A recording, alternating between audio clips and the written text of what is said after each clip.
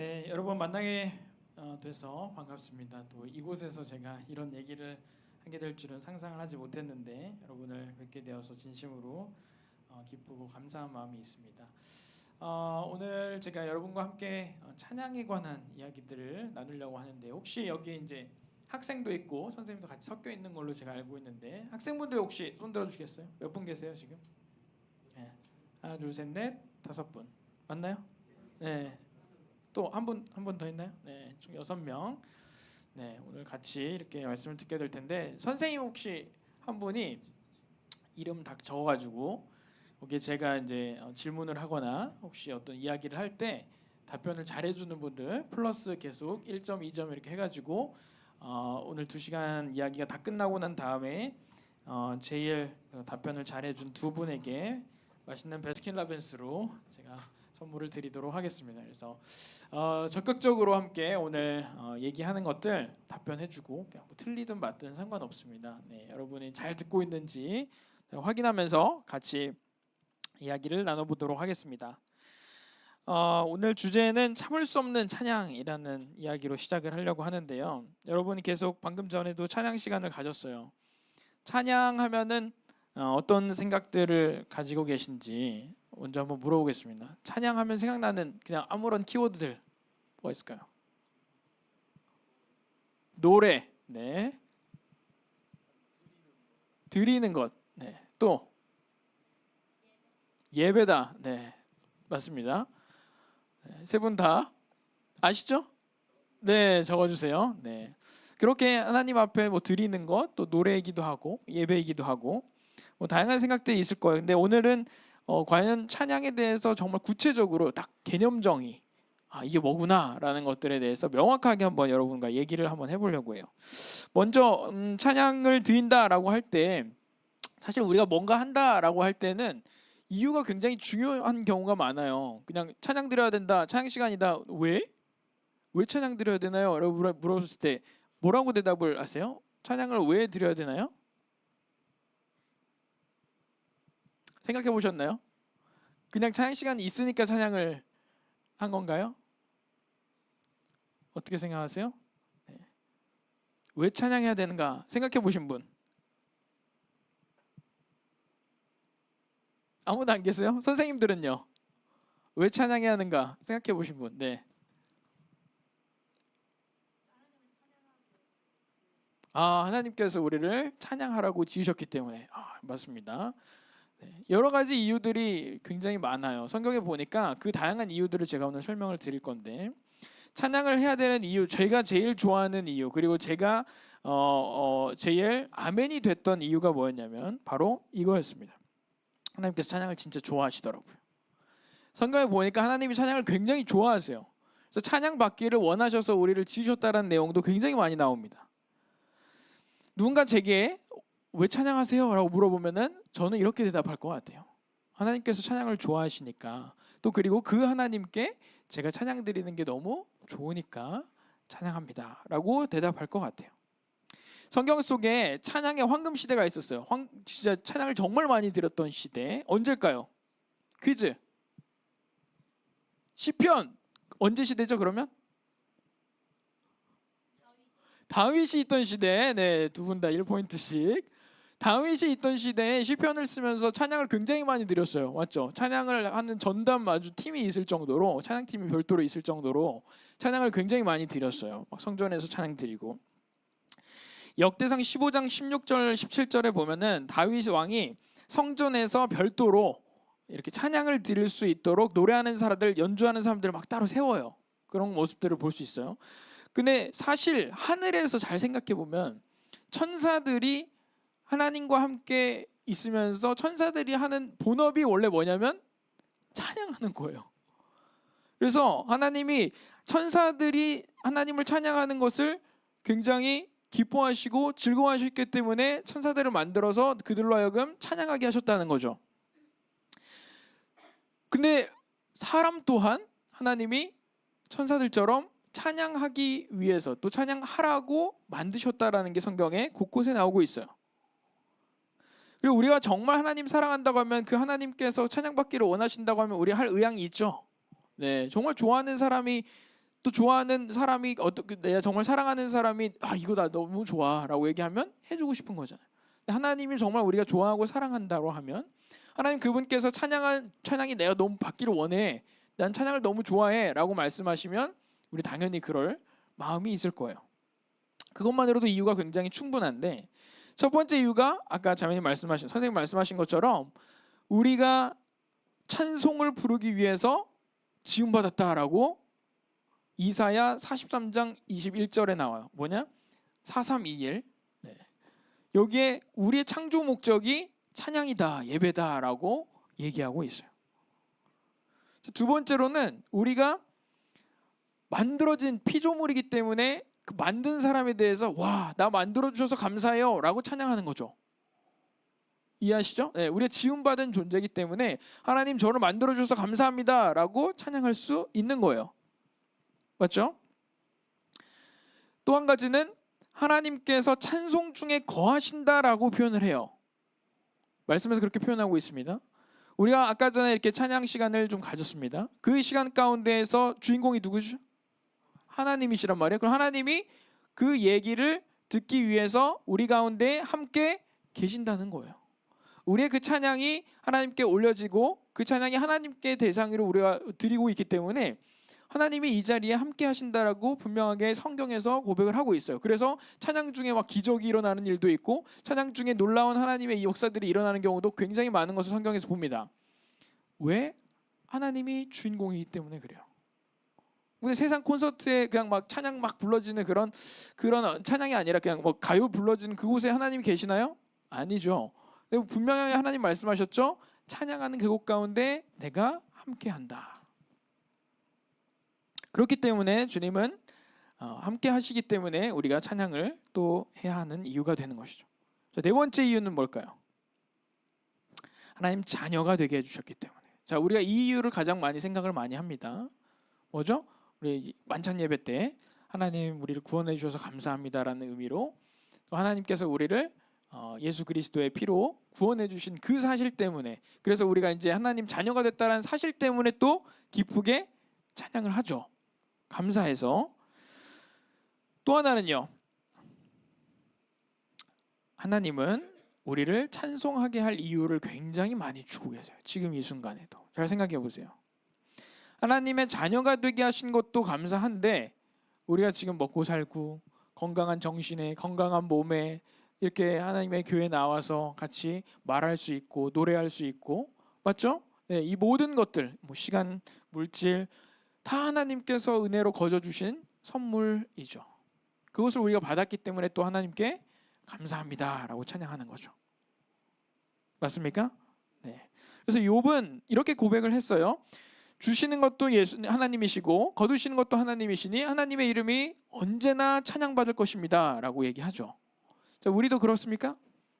네. 하나님 앞에 하나님께서 이 주신 것들 정말 잘 생각해 보면 감사한 게 정말 많죠.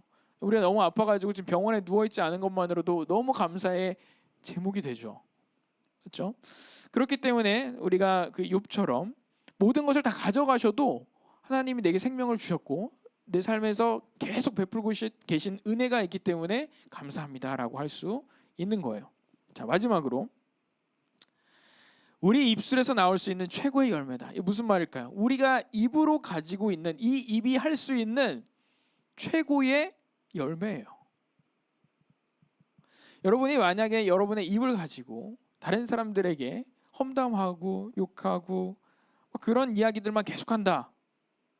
어떨 것 같아요? 네, 어떨 것 같습니까? 계속 하루 종일 돈 타령하고 미움 다툼 시기 질투의 이야기, 불평과 불만의 이야기, 또 세상에서 막 비판하는 그런 막 랩, 힙합 막 이런 것들 보면 굉장히 가사들이 어때요? 굉장히 부정적이고, 굉장히 직설적이고 막 이러면서 외설적이기도 하고 그런 것들 막 쏟아내잖아요. 그리고 뭐라고 얘기하냐면 솔직하다라고 얘기하고 그걸 포장합니다. 솔직한 거다. 근데 솔직한 게 좋은 건 아니에요. 꼭 다 좋은 게 아닙니다. 왜? 우리 안에 굉장히 악한 것들이 많은데 그 악한 걸 내 입으로 다 막 쏟아내니까 막 디스하죠. 막 공격하고 험담하고. 자, 이런 것들이 우리 입술에서 계속 나오면 어떨까요? 우리가 굉장히 상태가 안 좋아지는 거예요. 정신 상태가. 왜 계속 그런 얘기를 하니까. 이 재밌는 게 뭐냐면 내가 말한 대로 내가 생각을 하게 돼요. 내가 생각한 대로 또 말하게 되고. 이해하세요? 계속 저 사람 밉다, 싫다, 나쁘다 막 계속 얘기하면 어때요? 더 미워지고, 더 싫어지고, 더 안 좋은 생각이 들어요. 근데 굉장히 믿고 싫은데도 불구하고 내가 굉장히 예쁜 말을 하고 긍정적인 말을 하고 하면 생각이 조금씩 바뀔 수 있어요. 마치 우리 입이 그렇게 하나님 만드셨는데 뭐냐면 하나님이 세상을 어떻게 만드셨어요? 말씀으로 만드셨죠. 말로 만드신 거예요. 말로. 그래서 우리 입술에 권세가 있다, 우리 말에 힘이 있다라는 것은 모든 사람들이 경험적으로 다 알아요. 그래서 막 자기계발서들 이런 거 보면은 성공한 사람들도 내 말이 굉장히 중요하다는 걸 알아서 아침마다 거울을 보면서 무슨 얘기를 해요? 막 나는 할 수 있다. 온 세상이 나를 돕고 있다. 막 이러면서 긍정적인 말들을 막 계속 한단 말이에요. 근데 하나님이 돕지 않으셔도 그렇게 긍정적인 말을 함으로써도 스스로 막 힘이 나니까 그 삶이 굉장히 에너지틱하게 바뀌어요. 그래갖고 막 성공하는 삶 살기도 하고 그래요. 근데 하물며 우리 입술에 그런 힘이 있는데 그 힘이 있는 이 입술과 이 언어를 가지고 이 말을 가지고 하나님을 찬양하는 데 사용하는 것은 베스트 중에 베스트죠. 이해하세요? 네. 그렇기 때문에 그 우리의 언어, 우리의 말로 하나님을 찬양하는 데에만 막 사용을 해요. 그러면 그 인생은, 그 삶은 축복받을 수밖에 없습니다. 말에 힘이 있기 때문에. 하나님이 나를 사랑하시네 막 이런 찬양을 해. 그럼 정말 사랑받고 있다라고 하나님이 경험하게 하시고 느끼게 하신다는, 그럼 그 삶이 어떻게 되겠어요? 불평불만보다 막 하나님 사랑을 더 느끼게 되는 거죠. 이해하세요? 우리가 찬양하는 이 찬양의 가사들을 계속 하루 종일 읊조린다고 생각해 보세요. 나쁜 생각들이 들어와도 그 말, 그 찬양 때문에 내 생각들이 변화되는 거예요. 그러면 내 삶도 변화되게 되고. 그것이 하나님께서 우리에게 찬양을 주신 굉장히 놀라운 축복이고 선물인 거죠. 이해하셨나요? 네. 그래서 앞에 이제 우리 6가지 찬양의 이유를 살펴봤습니다. 혹시 짧게 3가지를 안 보고 얘기할 수 있는 분? 3가지만 얘기해보세요. 6가지 다 하면은 뭐 5점 주겠습니다. 3가지만 얘기할 수 있는 분. 네. 생각해 보세요. 6가지를 얘가 얘기해 드렸어요. 정확하게 말하지 않아도 돼요. 네.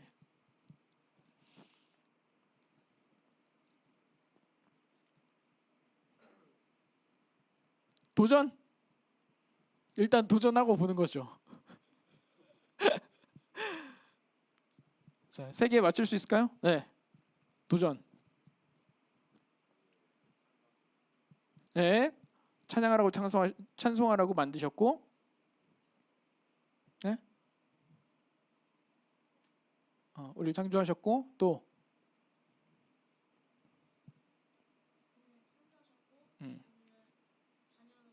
자녀 삼으셨고, 또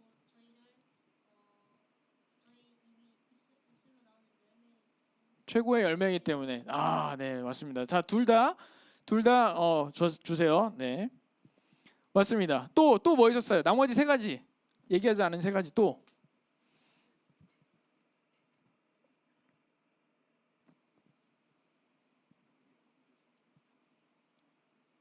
네. 다 얘기 못해도 돼요. 생각나는 대로.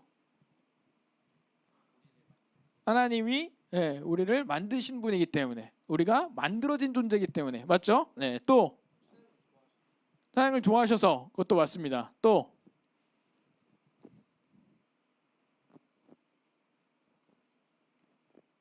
자, 복습 다시 한번 해볼게요. 첫 번째, 하나님이 우리를 자녀 되게 해주셨고 찬송받기에 합당한 은혜를 우리에게 계속 주셨어요. 감사할 일이 너무 많죠. 우리를 찬송하게 만드셨어요. 왜? 계속 뭔가 은혜를 베푸시고 계시잖아요. 지금 이 순간에도 사랑을 주시고. 맞죠? 네, 그렇게 우리가 6가지 이유를 살펴봤습니다. 자, 이어 우리의 찬양하기에 너무 합당하죠? 네, 찬양할 이유가 굉장히 많습니다. 자, 그러면 우리가 이제 성경적인 그러면 찬양이 뭐냐라고 정의를 한번 해볼게요. 자, 왜 찬양해야 되는지는 알았는데 찬양이 뭐냐를 알아야 찬양을 제대로 할 수 있겠죠. 자, 찬양을 한번 보겠습니다. 성경의 원어를 쭉쭉쭉 할 거예요. 막 외우고 막 공부하고 이런 거 아니고 이런 게 있구나라고 그냥 보기만 하면 돼요. 바라크란 단어가 있는데 하나님을 향한 경배, 막 무릎 꿇고 축복하고 송축하고 막 이런 찬양으로 이렇게 쓰인다는 단어가 있어요. 바라크. 그분에 대해서 초점 맞춰서 그분 앞에 막 경배하고 무릎 꿇고. 또 할랄이란 단어가 있는데 이걸 보니까 막 송축하다, 칭송하다, 막 자랑하다 이런 단어로 쓰이는 단어예요. 할렐루야 할 때 요 할렐, 네, 이런 단어고요. 자, 할렐루야는 무슨 뜻이에요?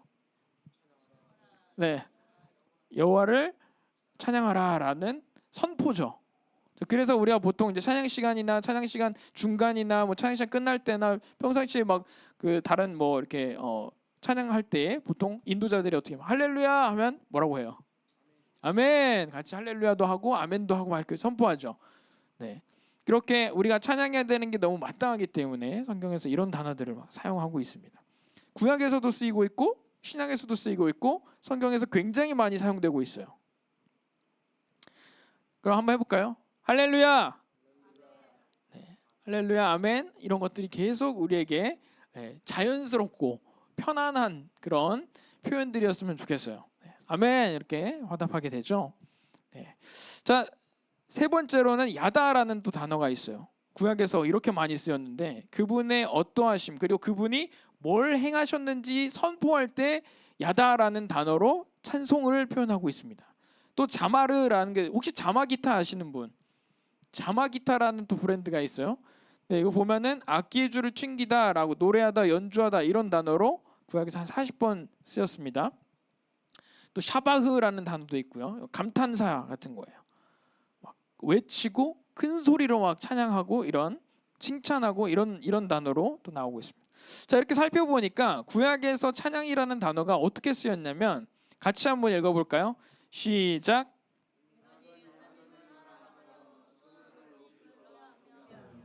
감사하고 노래하며 큰 소리로 외치고 무릎을 꿇고 송축하며 경의를 표하는 등 인간이 지닌 몸과 마음의 모든 것을 총동원해서 하나님의 거룩한 영광을 드러내는 행위다. 근데 여기서 포인트가 꼭 음악적인 소리가 들어가지 않아도 찬양이라고 하는 거예요. 네. 시도 찬양이 되는 거죠. 그래서 시로 그냥 막 줄글을 썼어요. 그리고 글을 그냥 낭독하고 시를 낭독하는 것도 찬양이 될 수 있는 거예요. 그래서 또 어떤 것도 찬양이 될 수 있죠? 성경 말씀을 읽어서 읊조리는 것도 선포하는 것도 찬양이 될 수 있어요. 자, 또 우리 만찬 예배 시간에 어떻게 해요? 기도하죠. 자, 기도하면서 하나님의 그분에 대해서 감사하고 막 아뢰죠. 자, 이것도 뭐예요? 찬양이 되는 거죠. 그 우리가 찬양에 대해서 음악으로만 생각을 했는데 알고 보니까 찬양이라는 게 굉장히 다양한 의미로 쓰이고 있더라. 그러니까 우리가 이 시간에 제가 이렇게 내 하나님은 정말 대단한 분이셔. 하나님이 정말 오늘 이르기까지 내가 이런 것들을 막 이렇게 해주셨어. 그래서 하나님 정말 전지전능하신 분이야 라고 여러분에게 선포하는 순간 나는 하나님을 찬양한 거죠. 이해하세요? 그럼 선포했는데 그게 무슨 찬양이야 이게 아니고 그것도 찬양입니다. 자, 그러면 여러분이 계속 그 친구들에게 뭐 이렇게 간증하고 막 나누면서 그 하나님에 대한 어떠한 부분에 대해서 막 얘기하는 것도 찬양이 되는 것이죠. 자, 그럼 신약도 한번 볼까요? 신약 보니까 아이노스, 아이네오, 아이네시스 뭐 이런 찬양들이 쭉 있어요. 뭐 찬양하다, 찬미하다 이런 그 우리가 흔히 알고 있는 그런 개념의 찬양 이런 단어들이 많이 나와 있고요. 또 독사조라고 하는 단어로 보니까 영광을 돌리다라는 그런 단어로도 쓰인 것들이 다 찬양과 연관되어 있는 단어들이라고요. 또 율로게토스, 막 율로기아 이런 단어들도 있는데 이 단어들은 다 하나님께 하나님만이 가질 수 있는 어떤 복과 영광을 표현하는 그런 단어들이 막 쓰이고 있어요. 그래서 밑에 보면은 계시록에서도 찬양할 때 율로기아라는 단어인데 하나님이 죽음 당하신 어린 양이 능력과 부와 지혜와 힘과 존귀와 영광이 찬송이 다 하나님께서 받으시기 합당하십니다라고 막 선포하는 그런 데에서도 표현이 되고 있어요. 근데 율로게오라는 단어를 잘 살펴보니까 뭐뭐에 대해서 좋게 말하다, 뭐뭐에 대해서 좋게 말하는 게 무슨 뜻이죠? 아부하는 것, 또 자랑하는 것. 정답, 칭찬하는 거. 하나님 그분에 대해서 칭찬하는 게 찬양으로 쓰였구나. 알 수 있죠. 또 엑소몰로게오라는 단어를 볼까요? 동의하고 고백하고 자백하고 감사하고 시인하고 이런 것들이 다 찬양으로 쓰였다라는 거예요. 그리고 힘내오, 힘노스라는 게 어디서 많이 봤을 수도 있어요. 영어를 좀 하신 분들은 요 힘 어디서 봤어요? 힘 HYMN 어디서 봤을까요? 찬송가가 힘이에요. 찬송가. 네. 찬송가 힘. 써 있죠? 바로 여기도 써 있습니다. 네. 보이시죠? 네. 요게 이제 요 단어예요. 힘내오, 힘노스. 찬송, 찬미 이런 뜻이죠. 찬미라는 단어예요. 이렇게 찬미하는 단어들이 있어요. 또 풋살로, 풋살모스 이건 또 어디서 많이 봤을 거예요. 어디서 쓰였을까요? 정답. 여기 또 있죠. 풋살 들어가 있죠. 앞에. 우리가 시편으로 알고 있는 psalm이라고 불리는 P가 묵음입니다. 영어. 네, 그 풋살로, 풋살모스라고 하는 이 psalm이 뭐예요? 시편에서 쓰이는 거예요. 요 단어입니다. 그래서 요 단어를 잘 살펴보면은 신성한 노래, 찬송가, 시편, 찬양, 찬송, 성가, 찬양의 노래시 뭔가 음악적인 요소들이 들어갔죠. 그래서 구약에서는 음악적인 요소들이 자마라는 단어만 쓰였지만 신약에 오면은 굉장히 다양한 단어로 음악적인 요소에 대해서도 언급을 많이 하시죠. 메갈루노라는 거는 어떤 걸 크게 보이게 하다. 우리가 메가박스 할 때 그 메가예요. 메가 뭐예요? 굉장히 거대하고 큰 것을 표현하죠. 그 하나님이 얼마나 위대하신지에 대해서 막 선포하는 그런 단어로 쓰이고 있는 거예요. 자, 신약에서 찬양을 어떻게 정의하고 있는지 한번 정리해 볼까요? 자, 같이 한번 밑에 그 찬양은부터 시작할게요. 시작. 찬양은 거룩하신 하나님을 드러내고 그의 영광과 명예와 영예를 높이며 영화롭게 하고 칭찬하고 그에 대해서 동의하며 고백하고 자복하고 자백하며 감사하고 시인하며 막 울리며 연주하며 위대함을 선언하고 크게 높이며 확대하여 하나님의 모든 것을 노래함으로 드러내는 행위다. 자, 구약보다 훨씬 더 그 의미가 커졌어요. 그래서 우리가 찬양이라는 것을 정의할 때 굉장히 큰 범위에 우리 삶에서 이 찬양이 굉장히 큰 범위로 표현될 수 있는 거예요. 우리가 하고 있는 많은 것들이 하나님을 찬양하고 있는 모습인 거예요. 우리가 찬양할 때 우리가 찬양한다라고 할 때 노래만 하는 것을 찬양이라고 생각하면 많이 아쉽죠. 맞죠? 네. 그래서 그 찬양 자 이렇게 한마디로 정의를 할게요. 현대적으로는 이렇게 보통 표현을 합니다. 시작. 하나님 그분 자체를 높이고 그분의 행적을 기리는 말이나 노래 혹은 그 모든 행위들을 얘기하는 거예요. 자, 우리가 그 찬양이다라고 얘기하면은 두 가지를 꼭 기억해야 돼요. 첫 번째, 하나님에 대해서 일단은 전체적으로 하나님께 우리가 드리는 거기 때문에 찬양은 하나님이라는 그분에서 그분의 초점 맞춰서 딱 생각할 때 두 가지를 생각하는 거예요. 찬양을 어떻게 하냐? 첫 번째, 하나님 그분이 어떤 분이시냐? 하나님 그분 그 존재 자체, 존재 그 자체, 그분이 어떤 분이시냐? 이것에 대해서 초점 맞추는 거예요. 그분 어떤 분이세요, 여러분? 신이시다. 맞아요. 또 아버지시다. 전능하시다. 또 창조주시다. 또 구원자시다. 우리가 알고 있는 그 하나님의 수많은 그분의 존재에 대한 개념들이 있습니다. 그분이 어떠한 분이신지, 하나님은 정말 위대한 분입니다. 하나님은 대단하신 분입니다. 하나님은 최고입니다. 이런 그분에 대해서 포커스 맞추는 것. 이게 첫 번째. 두 번째는요. 잘 안 나오네요. 이거밖에 없을까요? 네. 그렇죠. 행위. 다른 말로 얘기하면 그분이 하신 일.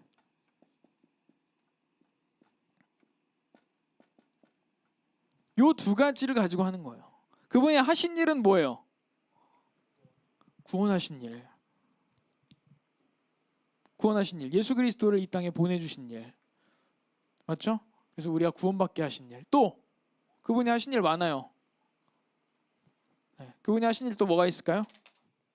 감사합니다. 네? 네, 창조를 하셨어요. 또 우리 삶에 지금 계속 은혜를 베풀고 계시잖아요. 맞죠? 오늘 나를 이곳에 건강하게 안전하게 오게 해주신 거 감사합니다. 그분이 해주신 것에 대해서 감사하는 거죠. 하신 일. 자, 그러면은 우리가 찬양을 생각할 때 두 가지로 하나님을 높이고 영광을 돌리고 그분의 모든 행위를 가지고 우리가 어떤 행위를 가지고 다 하나님 앞에 올려드리는데 뭐? 두 가지를 가지고요. 첫 번째, 그분의 존재 그 자체, 그분이 어떤 분이신지 선포하고 칭찬하고 높여드리는 거예요. 또 하나는 그분이 행하신 일, 뭘 하셨나, 나에게 하신 일, 우리에게 하신 일을 가지고 그분을 칭찬하는 거죠. 자, 그래서 우리가 이렇게 이제 보통 이 단어를 잠깐 보면은 찬송 찬미라는 것은 특별히 음악적인 데 포커스가 있어요. 그래서 우리가 찬양가라고 안 하고 뭐 해요? 찬송가라고 하죠. 그리고 시와 찬미라고 하는 어떤 이런 책자들도 보면은 다 찬미라는 단어, 아까 뭐요? 힘, 요 단어를 쓰고 있죠. 이게 뭐냐면 왜 그러냐면 찬양도 맞지만 그 찬양 중에서 뭐 특별히 음악적인 방법을 통해서 하는 것 이해하셨죠? 네, 음악적인 방법을 통해서 하는 찬양의 종류죠. 그게 바로 찬송이고 찬미이죠. 이해하셨어요? 그래서 여러분이 이 찬송가를 보고 요 시와 찬미를 보고 하는 것은 다 음악적인 찬양의 형태고 우리가 그 외의 찬양들은 다른 방법으로도 막 할 수 있다. 아까 말씀드렸어요. 근데 그 요 두 가지가 어쨌든 요 찬양의 핵심이에요. 그래서 우리가 하나님에 대해서 찬양을 할 때 요 단어를 두 가지를 보통 생각을 하는데요. 뭐냐? 경배와 찬양 막 들어봤어요? 네, 경배와 찬양, 찬양과 경배 이렇게 일반 그 다른 찬양 팀들이 보통 이런 표현들을 많이 써요. 자, 근데 이 두 가지를 차이를 혹시 아세요? 자, 읽어보고 한번 설명을 해보세요. 자, 읽을 시간 드리겠습니다. 자, 문맥을 파악해서 두 가지의 차이점을 한번 설명하는 사람 3점을 주겠습니다. 차이. 찬양과 경배의 차이.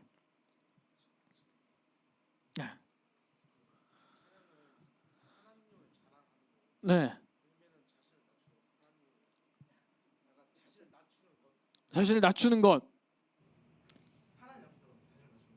정답. 네. 두 가지가 이제 포인트는 약간 다르게 표현은 했지만 맞습니다. 무슨 말이냐면 찬양이라는 것은 나랑 상관없어요. 나랑 상관없고 그냥 그분의 존재와 그분이 하신 일에 대해서 그분에게만 초점 맞춰서 하는 게 프레이즈예요. 그분 칭찬하는 거잖아요. 그냥 프레이즈라는 자체가 칭찬하다라는 단어인데 그분 앞에만 그냥 영광을 올려드리고 그분에게만 초점 딱 맞추는 건 뭐냐? 찬양이에요. 근데 경배는요. 우리가 월십이라고 부르는 다른 말로 표현하면 예배라고 하는 거예요. 예배. 예배는 뭐예요? 예배하고 찬양은 조금 다른 거죠. 그래서 단어가 예배는 뭐냐? 내 태도가 들어가 있어요. 그분의 존재와 그분의 하신 일을 딱 보니까 내가 어떤 자세가 되는지 내가 포커스해야 돼. 내 리액션이 포커스죠. 리액션. 그분의 엄청난 거를 보니까 내가 막 감당을 못하겠어. 엎드려져요. 그분 앞에 무릎이 꿇어져요. 이게 예배인 겁니다. 이해하셨어요? 네. 그래서 이게 예배가 되는 거예요. 내 마음이 어떻게 와 그분이 진짜 너무 대단하신 분이다라고 해서 막 감사가 막 쏟아져 나옵니다. 이게 예배죠.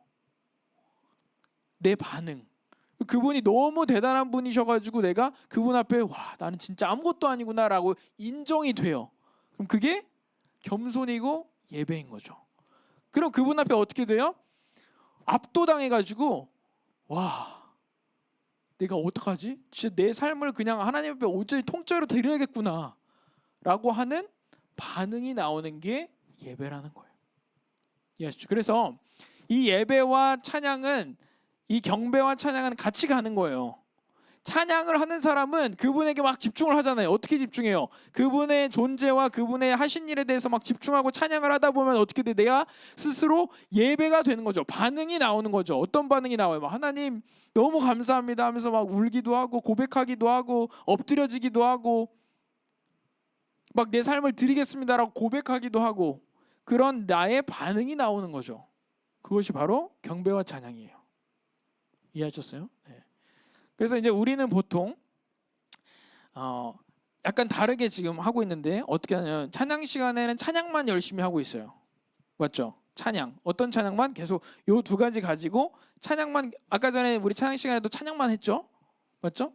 거기에서 경배의 어떤 표현은 없었어요. 경배는 우리가 보통 어느 때 하냐면 만찬 예배 시간에 보통 하죠. 월십. 만찬 예배 시간에 어떻게 해요? 하나님 이렇게 해서 감사합니다. 제가 정말 이제 하나님을 위해 살고 싶습니다. 라고 고백한다든지 내가 죄 가운데 서 나를 구원해 주셔서 감사합니다. 이제 내가 다시는 죄를 짓지 않고 살게 도와주십시오. 라는 고백을 한다든지 이런 것들. 이런 예배의 반응들이 만찬 예배 시간에 보통 우리가 나오고 있어요. 네. 이해하시죠? 그래서 이 경배와 찬양이 같이 실제로 일어나고 있어요.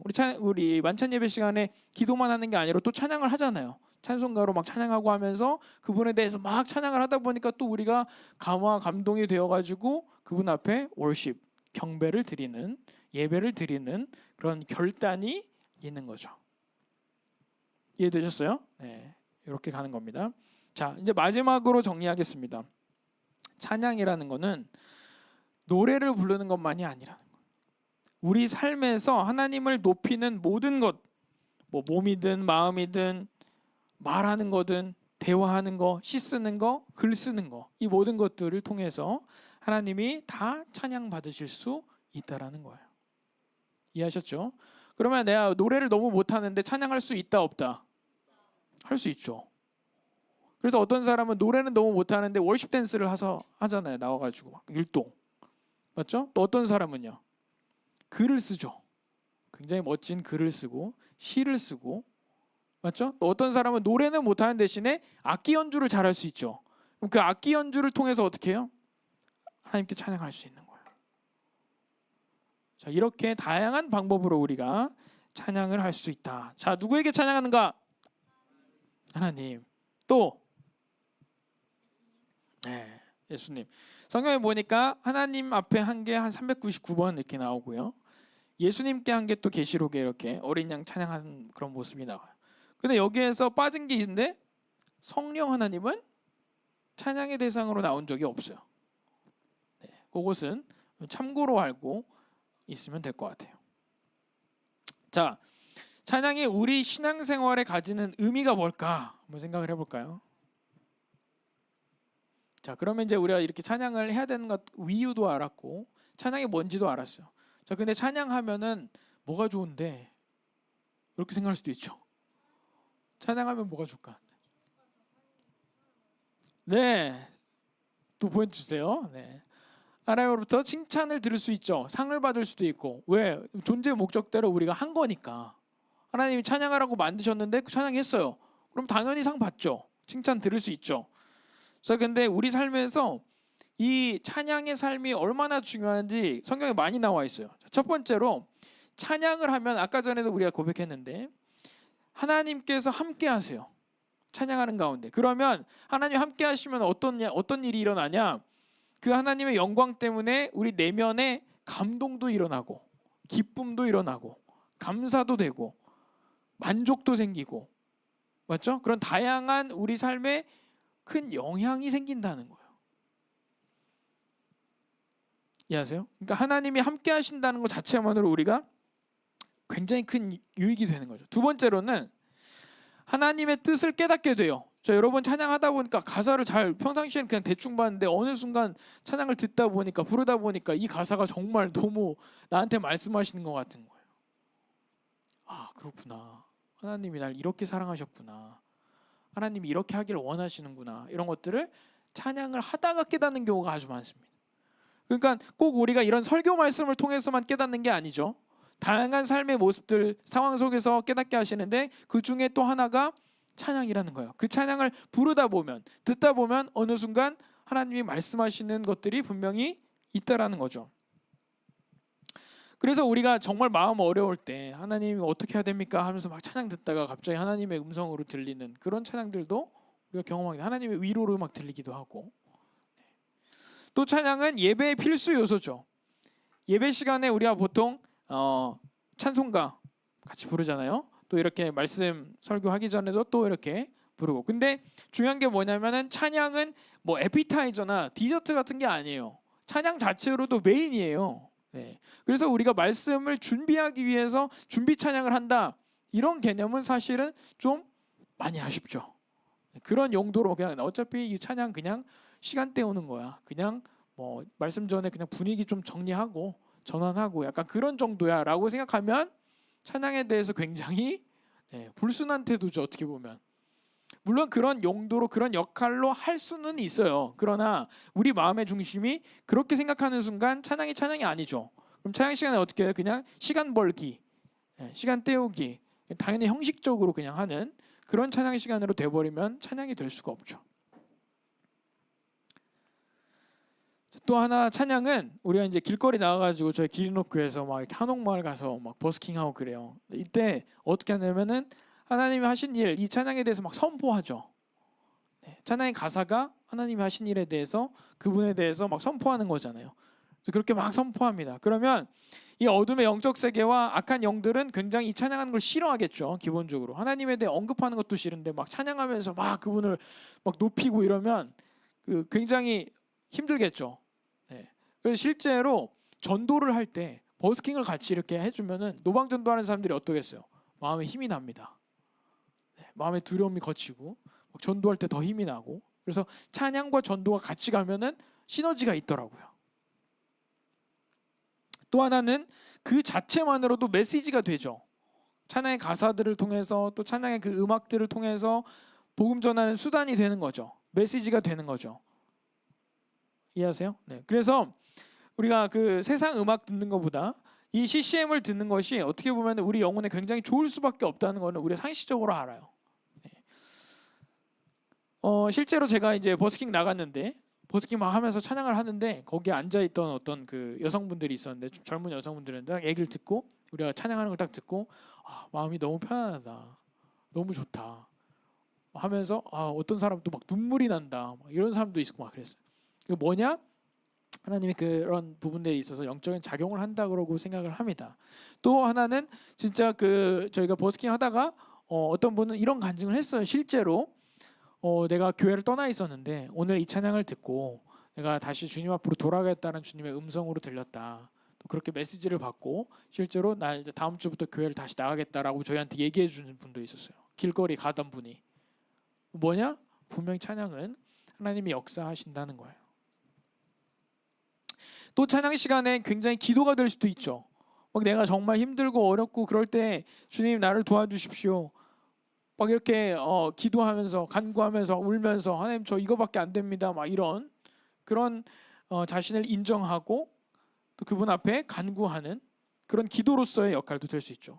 그러니까 그거 대표적인 게 뭐냐면 다윗이죠. 다윗 보면은 시편에서 막 진짜 뭐 거의 현대적으로 표현하면은 쌍욕을 하죠. 원수들을 막 죽여달라고 하고, 원수들 때문에 내가 못 살겠다고 하고, 막 난 너무 힘들다 막 이렇게 주님 앞에 계속 막 토로하시는 거죠.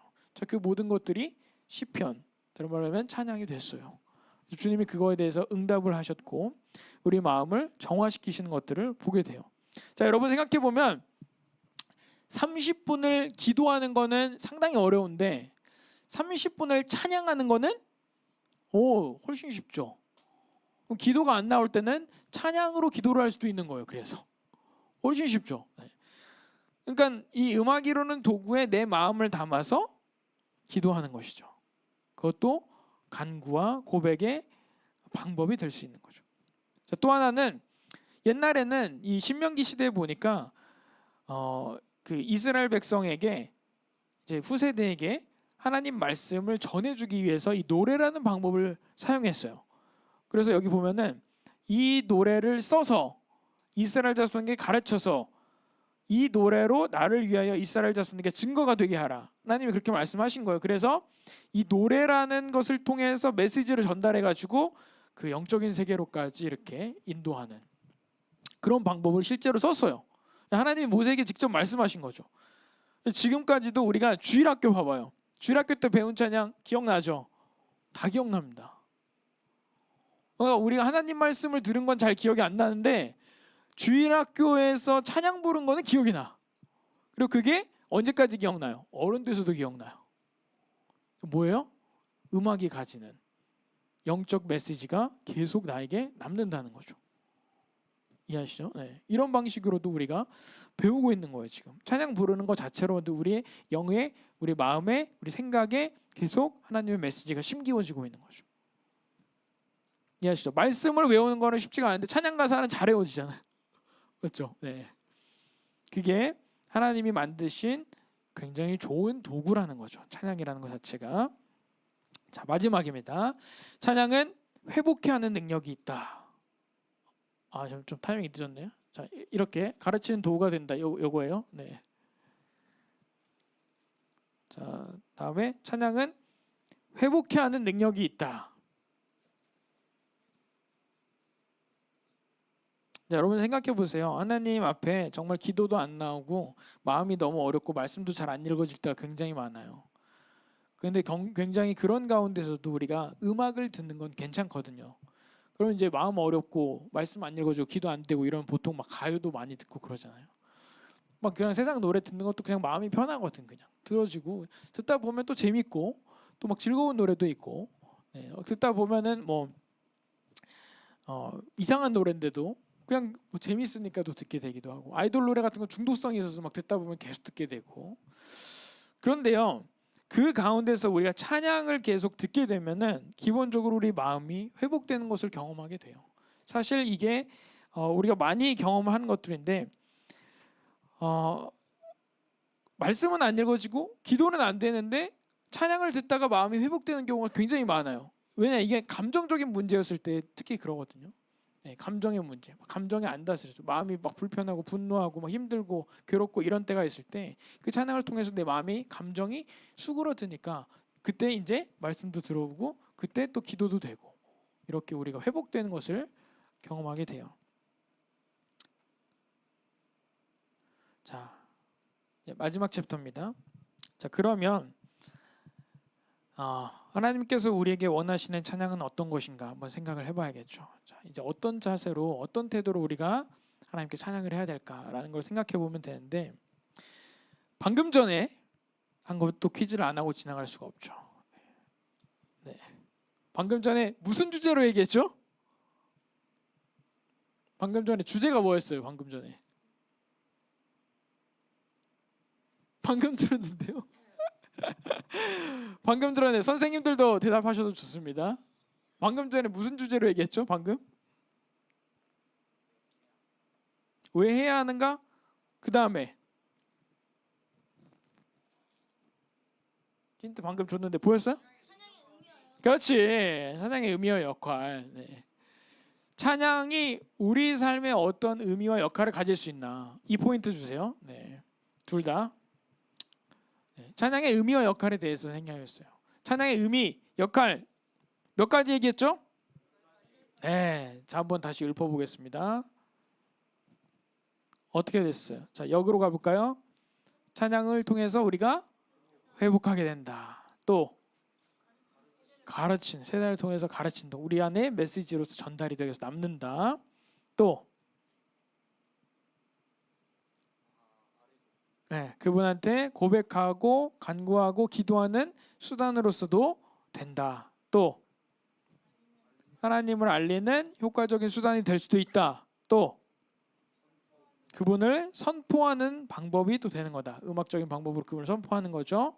또 예배에서 또 필수로 또 찬송을 같이 하는 것이 너무 합당하고 좋죠. 또 하나님의 뜻을 깨닫는 통로가 되고, 또 하나님이 함께 이 자리에 임재하신다. 자, 8가지 복습했습니다. 자, 말해볼 수 있는 분 8가지 다 아니어도 돼요. 네, 자, 다 같이 맞추는 거예요. 다 같이. 자, 첫 번째, 하나님 영광이 함께한다. 또 하나님 말씀 깨닫는 통로가 된다. 또 예배의 필수 요소다. 네, 좋아요. 자, 또 하나님의 행사를 선포한다. 좋습니다. 너무 잘 맞추는데 다 같이 하니까. 네, 또 하나님을 알리는 수단이 된다. 효과적인 수단이 된다. 맞죠? 네, 또 기억력 진짜 좋다. 네. 네, 아뢰고 간구하는 수단이 된다. 그분한테 기도하고 고백하고 이런 것이죠. 또 가르친다. 가르치는 메시지가 될 수 있다. 기억력 진짜 좋네요. 네, 복습 한번 하니까. 자, 마지막 회복해 한다. 네. 자, 다 이해하셨죠? 네, 이거 뭐 달달달 외우지 않아도 여러분이 이런 것들에 대해서 의미와 역할에 대해서 충분히 알고 또 이 유익을 누리자는 의미에서 설명을 드리는 거예요. 자, 이제 마지막 챕터입니다. 하나님께서 우리에게 원하시는 찬양은 과연 어떤 걸까? 그러면 그분이 찬양을 받기를 원하시는 분이고 그분이 찬양의 대상이 되시는 분인데 그분 앞에 우리는 어떤 자세로 드려야 될까 하는 것을 한번 살펴보겠습니다. 네 가지예요. 네 가지. 요거는 외우는 분 5점 드릴게요. 자, 쉬우니까 얘기하는 거예요. 첫 번째, 우리 예배가 정확할 때. 어떻게 정확할 때? 두 번째, 우리가 진실할 때. 자, 정확하다라는 건 어떤 걸까요? 확실하다. 또 어떻게 해야 정확한 거예요? 그러면 정확하게 예배를 드린다. 정확하게 찬양을 한다. 이게 무슨 말이죠? 정확하게 시간 그건 아니고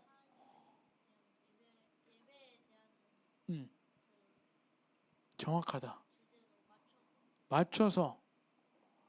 자, 예배 찬양 이걸 생각할 때 찬양이 아까 뭐라고 했죠? 그분의 존재와 하신 일이야. 정확하다라는 거는 그분이 어떤 분인지 정확하게 알고 그분이 뭘 하셨는지 정확하게 알아야 할 수 있는 거죠. 이해하세요? 정확하게 모르면은 그분이 어떤 분인지 잘 애매하죠. 그분이 뭘 하셨는지 정확하게 모르면은 칭찬할 수가 없는 거예요. 제가 여러분을 칭찬할 수가 없어요. 왜? 여러분에 대한 정보가 별로 없거든요. 칭찬할 만한 내용이 방금 전에 내가 물어봤는데 답변을 너무 잘한다. 야, 기억력 너무 좋고 집중 너무 잘한다. 라는 칭찬 정도까지만 할 수 있지 여러분의 어떤 거에 대해서 모르니까 얘기를 못하는 거야. 정확하게 칭찬을 못하죠. 하나님에 대해서도 마찬가지예요. 그분의 존재와 하신 일에 대해서 내가 알고 정확하게 인지를 하고 있어야 할 수 있는 거죠. 찬양을. 하나님은 우리가 정확하게 예배하기를 원하시는 거예요.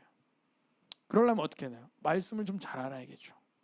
말씀을 잘 연구하고 아는 사람일수록 찬양하기가 너무 좋죠. 소스가 너무 많아. 그분에 대해서 너무 많이 아니까, 잘하니까. 이해하시죠? 그래서 우리가 두 번째, 그래서 우리가 계속 그런 정확한 근거에 팩트에 의거해서 예배를 해야 되는 거죠. 그냥 내가 하나님 그런 분인 것 같아라고 해가지고 애매모호하게 찬양하는 것은 별로 합당하지 않죠. 말씀에서 이렇게 나왔기 때문에 이런 하나님을 찬양합니다. 이건 너무 정확하잖아요. 맞죠? 그래서 뒤에서 나중에 얘기하겠지만 오늘 그 찬양 인도할 때 하나님 말씀을 딱 선포했어요. 말씀의 근거에서 찬양을 하는 게 그래서 좋은 거예요. 정확하게 예배하게 되거든요. 그분이 어떤 분인지에 대해서. 두 번째, 진실하게 예배하는 것. 영과 진리로 예배합니다라고 우리가 요한복음에서 이렇게 나오는데 무슨 말이냐? 결국 우리 마음이에요. 우리의 마음. 우리의 진정성을 가지고 그분 앞에 진실하게 예배하는 거. 거짓말이 아니고 그냥 감사합니다. 감사하죠. 뭐 이 정도 그냥 하는 것이 아니라 정말 감사한 분인가? 생각해 봐야 되는 거예요. 진짜 찬양 받을 분인가? 생각해 봐야 되는 거고. 그렇게 우리의 마음이 진실할 때, 진정성이 있을 때 주님이 기뻐하신다는 거죠. 자, 또 구체적일 때. 어떻게 구체적으로 해요? 자, 우리가 칭찬할 때도 이렇게 하는 거예요. 그냥 칭찬할 때 여러분에게 그냥 나는 진짜 당신 존경해. 와, 진짜 존경해. 존경받을 만하다. 이렇게 막 10번을 한 얘기했어요. 자, 그게 와닿으세요? 전혀 와닿죠. 왜 존경하는지도 몰라. 이유가 얘기가 없어. 구체적이지가 않아요.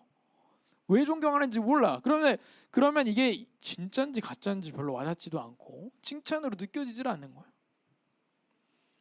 하나님은 분명하게 여러분에게 구체적으로 어떤 내용으로 감사할지 감사의 제목을 주셨는데 그거를 잘 인지를 못하면은 그냥 하나님 감사합니다 하고 끝나는 거예요. 뭐가 감사한데? 이렇게 되는 거죠. 하나님 칭찬합니다라는 게 찬양인데 그분에 대해서 뭘 칭찬하는데? 라고 하는 거예요. 애매하죠. 그래서 하나님을 찬양할 때는 구체적으로 얘기해야 되는 거예요. 존경한다면 존경의 이유를 댈 수 있어야 되는 거죠. 이해하세요? 그래서 구체적이었네. 그러려면 어떻게 돼요? 내 삶이 하나님을 경험하고 있어야죠. 경험. 이해하세요? 하나님을 경험하고 있어야 구체적으로 얘기할 수 있는 거예요. 야, 하나님 진짜 사랑이셔. 왜? 했는데 뭐 하나님 사랑이라고 하셨으니까 끝. 아쉽죠? 네, 아쉽습니다. 자, 어떻게 해야 돼요? 야, 구체적으로 내가 일주일을 살아봤는데 이런 일이 있었는데 주님이 이런 거 용서해 주시고 나를 징계하지 않으시고 내가 진짜 이런 잘못 크게 했는데 하나님이 날 봐주시고 용서해 주셔가지고 내가 벌 받지 않고 하나님이 봐주셔서 내가 이 자리에 있는 거야. 진짜 하나님 사랑이신 것 같아. 굉장히 구체적이죠. 내가 이렇게 잘못했는데도 하나님이 용서해 주시고 기다려 주시고 그래가지고 내가 오늘 이 자리에 이렇게 있다 라고 일주일의 삶을 가지고 간증할 수 있는 거. 그러면 구체적인 칭찬이 되는 거죠. 이해하셨죠? 네. 자, 마지막 네 번째, 우리 예배가 현실적일 때 기뻐하시는 거예요. 현실적이라는 게 또 뭔 말일까요?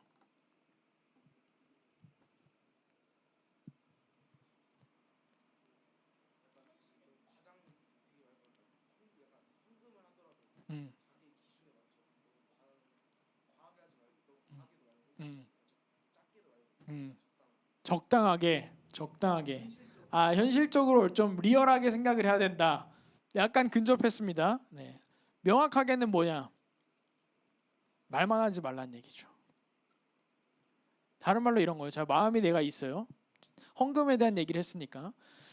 야, 정말 하나님이 나에게 이런 귀한 것들을 많이 막 예를 들어 한 1억을 벌게 해주셨어요. 진짜 감사하죠.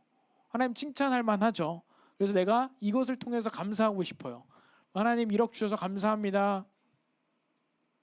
근데 1억은 제가 다 쓸게요. 이 느낌인 거야 지금. 이해하세요? 하나님 날 구원해 주셔서 감사합니다. 근데 제 삶은 제가 알아서 살게요. 이거는 진짜 감사한 게 아니죠. 현실이 아닌 거죠. 진정성도 없고. 자, 여기에서 성경에서 뭐라고 나오냐면 너희 몸을 하나님이 기뻐하시는 거룩한 산 제사로 드리라고 얘기했어요. 산 제사로. 너희 몸을. 이해하시죠? 자, 그러니까 우리가 이런 거죠. 친구들이 다니는데 야, 친구들 너무 좋아. 같이 오늘 놀기로 했어요. 근데 오늘 놀기로 했는데 나는 니네들이랑 노는 거 너무 좋은데 나는 오늘 못 갈 것 같아. 마음만 그냥 함께 할게. 이러면 진짜 좋아하는 건 아닌 것 같아. 맞죠? 진짜 좋아하는 게 아닌 것 같죠? 자, 현실적으로 주님 앞에서 우리가 구원받은 사람으로 됐을 때에 우리가 영적 예배를 드린다는 건 거룩한 산 제물로 드리라는 거예요. 죽어 있는 거를 하는 게 아니라 정말 살아 있으면서, 다른 말로 얘기하면 우리 삶의 현장에서, 삶의 모든 곳곳에서, 학교 갔을 때, 공부했을 때, 일할 때, 모든 그 삶의 현장에서 내가 살아 있는 모습 그대로 하나님 앞에 어떤 액션을 내 몸으로 드리고 있는지 중요하다는 거예요. 이게 어떻게 적용이 되냐면 교회에서 찬양 시간에는 막 울면서 막 기도하고 막 난리 쳤어요. 밖에 딱 나갔는데 바로 담배 핍니다. 바로 술 마시러 갑니다. 이거 뭐예요? 아예 아니죠. 지금 이게 바로 그 얘기예요. 비현실적인 상황이죠. 이중적인 상황이고, 이건 극단적으로 표현했는데 극단적으로 표현하지 않고 그냥 찬양했어요. 이렇게 찬양했어요. 밖에 나갔는데 바로 그냥 게임만 하루 종일 하고 있습니다. 성경책 하루도 일주일 동안 한 번도 보지 않아요. 자, 이거 뭐예요? 산 제물로 드리는 것과는 전혀 관계가 없는 삶을 살고 있죠. 자, 그러면 내가 입술로 했던 그 찬양과 완전히 다른 삶을 살고 있는 거죠. 그러면 그것은 우리가 드릴 거룩한 산 제물이 아니고 영적 예배도 아니라는 것을 알 수 있게 돼요. 자, 우리가 여기서 이렇게 찬양을 드렸으면 그 찬양의 가사대로, 그 찬양대로 우리가 살아낼 수 있어야 된다. 그러한 내 삶을, 내 몸을 드릴 결단과 각오. 아까 뭐였죠? 예배죠. 예배, 그게 예배라고 했죠. 내 리액션, 그런 것들이 있어야만 우리가 진짜 예배가 예배되게 되는 거예요. 하나님 그런 걸 기뻐하신다는 거죠. 그냥 막 말로만 하는 거 말고. 자, 4가지 다 했습니다. 자, 4가지 한번. 네. 정답. 네, 또. 네, 3점씩 주세요. 네. 네, 좋습니다. 자, 정확하다는 게 뭐라고요? 네? 정확하게 알아야죠. 하나님을 알아야 되는 거야. 이 두 가지를 정확하게 알아야죠. 그러려면 말씀을 많이 읽고 잘 보는 사람은 정확하게 알기 때문에 찬양을 더 잘 드릴 수 있다. 맞죠? 자, 두 번째. 진실하게는 어떻게? 정말 내 마음의 진정성, 네, 정말 진심을 담아서 신령과 진정으로 얘기한다. 거기 보면은 신령과 진정이 영어로 뭐라고 돼 있는지 아시는 분? 리얼? heart and soul이라고 나옵니다. 마음과 영혼을 다해서, 진정성을 다해서 영으로 예배하는 거예요. 세 번째, 구체적으로는 뭐예요? 하나님이 하신 일들을 내가 경험적으로 간증할 게 있어야 하는 거예요. 그분을 경험을 해야 구체적으로 칭찬을 하는 거죠. 이해하세요? 네. 마지막, 현실적일 때. 네. 현실적인 건 뭐예요? 실천이죠. 말로만 하지 말고 실천하는 게 현실적인 거죠. 이해됐어요? 네, 요 네 가지, 요 찬양을 주님이 원하신다는 거예요. 자, 마지막으로 이 얘기 보고 첫 번째 시간 마치겠습니다. 자, 하나님께서 우리 그리스도인들에게 음악을 주셨는데 이 음악은 하나님이 당신을 찬송하기 위해서 인간을 창조하셨다는 사실을 깨닫게 하시려고 우리에게 음악을 주셨다라고 루터라는 사람이 1500년도에 얘기를 했어요. 자, 다른 말로 표현하면 함께 읽겠습니다. 시작. 가장 쉽고 좋은 방법은 찬양이다라는 거예요. 자, 여러분이 말씀을 이렇게 전하는 거, 막 봉사하는 거 쉽지 않을 수 있어요. 어려워요. 막 재능도 있어야 되고 은사도 있어야 되고 그럴 수 있어. 그런데 찬양은요, 아무나 다 할 수 있어요. 하나님에 대해서 알고 그분이 하신 일을 경험한 사람이라면 뭐든 다 할 수 있어요. 아까 찬양의 방법 굉장히 많았죠? 글을 쓸 수도 있고 말할 수도 있고 전할 수도 있고 외칠 수도 있고 노래를 부를 수도 있고 악기 연주를 할 수도 있고 그 모든 것을 통해서 찬양할 수 있다라는 거. 그래서 우리가 하나님께 영광 돌린다라고 표현을 하는데 그 영광 돌릴 수 있는 가장 쉽고 좋은 방법 중에 하나가 찬양이라는 거예요. 알겠죠? 네. 하나님 그분은 우리의 찬양을 받기를 원하신다고 말씀에 계속해서 나오고 있습니다. 그래서 누가복음에 보면 너네들이 찬양 안 하면 돌들도 찬양할 수 있어. 잘 생각하세요. 돌들이 여러분 대신에 찬양하는 거 좋습니까? 아니죠. 네. 돌보다도 위대한 우리 입술을 가진 우리의 이 인간이란 존재가 하나님 앞에 찬양하는 것이 너무 당연하고 그분이 그것을 받기 원하신다는 것을 기억하셨으면 좋겠습니다. 네, 첫 번째 시간 마치겠습니다.